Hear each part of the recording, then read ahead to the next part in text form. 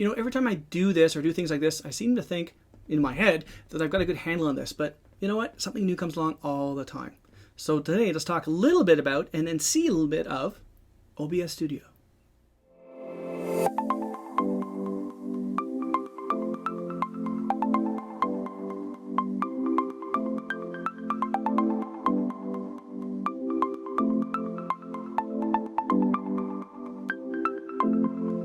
Greetings, Dave here, DCB Effects. A little bit different here to this week. I've got things coming. I think it's an order that I don't know when they're coming in. Thanks, Canada Post. A few little things to help doing what I'm doing. Now, what I have done is I've upgraded my webcam. I've got a Logitech Stream Cam now, and that's what I'm running right now. And I've got also another camera set up right over here. So what I'm going to do is show a few things I'm working on and just give you an idea of some funky things I'm doing. So what we've got here is I've been showing off all these various Star Trek uniforms that I have and the pips, and I grabbed some magnets and I painted them. Where are you? Here. And I painted them gold, and they're okay. They're not great. But then I had a thought.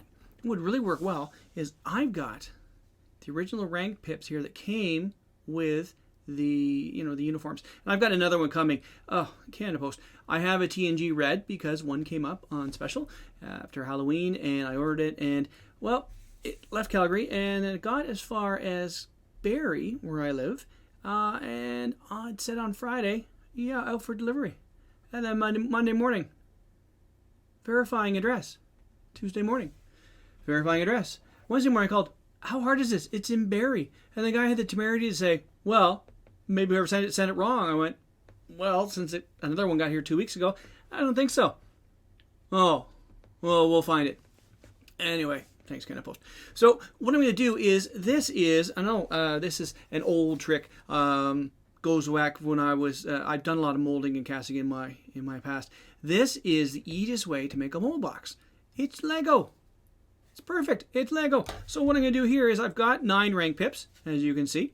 And I've just got some craft foam in the bottom that the pins are plugged into. So I'm going to pour some silicone on here, let it cure, and then I'm going to pull them out. And then what I'm going to do to make it really interesting is I'm going to take these itty bitty little magnets here.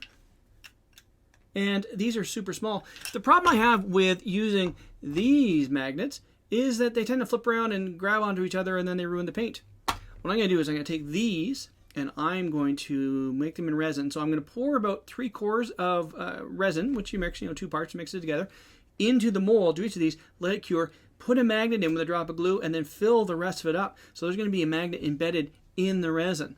So what it means is they're also going to be lined up exactly the same, so they won't be able to flip around because there's going to be, that much resin between them. It'll be a lot harder to get through that, and I can be able to then throw them up onto onto the rank side, and not have to really worry about them going through. I just don't like these pins because, well, the pins, they go right through the material. Which, for the TNG ones, that's fine.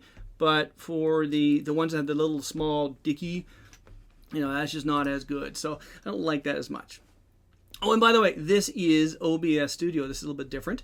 I can record what I'm doing, and I can add in, my intro video, which I've done, obviously, now in Final Cut.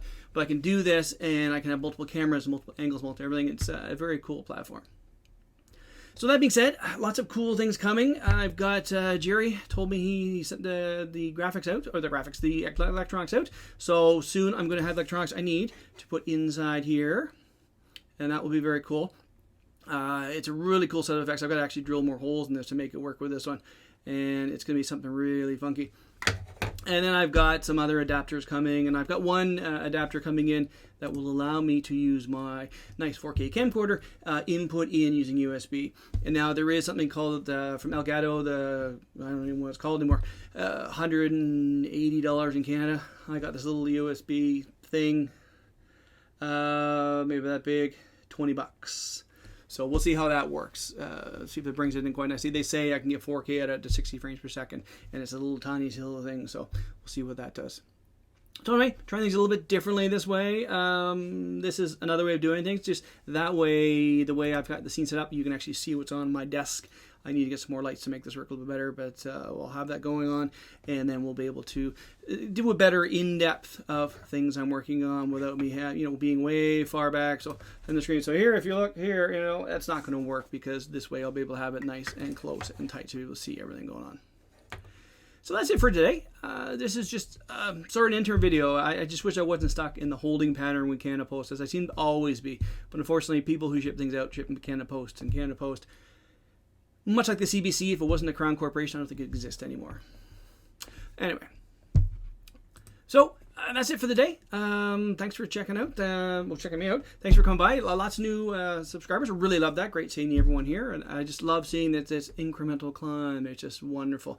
And I've got a real great group of friends I'm working with now. Well, new friends to me, who, other than Jerry, who I'm getting to know really well. And we're just hammering things out. And I've been just talking to Jerry, and I just said, you need a logo. Yeah, I do. Here's a logo. Enjoy. Just for his Etsy page. That's it for today. Hope everyone has a great day. And we'll talk about you all later.